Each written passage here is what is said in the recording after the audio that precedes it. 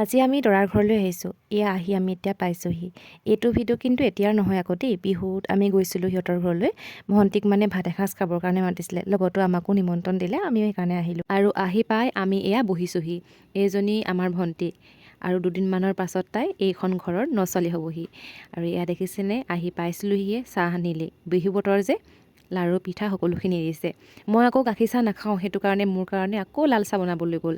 আৰু এয়া মোৰ লাল চাহটোৰ পৰা আহি গ'ল, মই খাই লওঁ দেই। ভিতৰত মানে ভাত খাবৰ কাৰণে যোগাৰ কৰি আছে। এয়া দেখিছেনে, এতিয়া সকলোৱে আমি খোৱাত ব্যস্ত।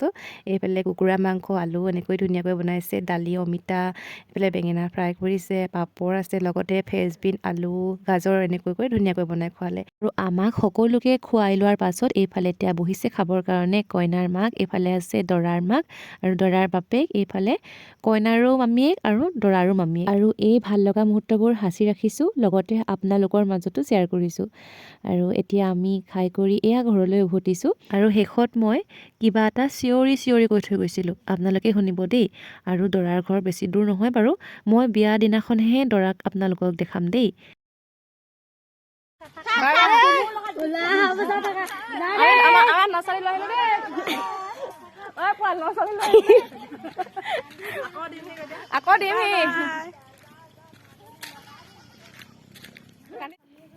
এইজনী আমাৰ নছোৱালী দেই, হ'বলগীয়া এখন ঘৰত হ'বলগীয়া নছোৱালীজনী। চাওঁ অকলে চাহ বনাই পিনি খালে, আমাক নিদিলে। দেই।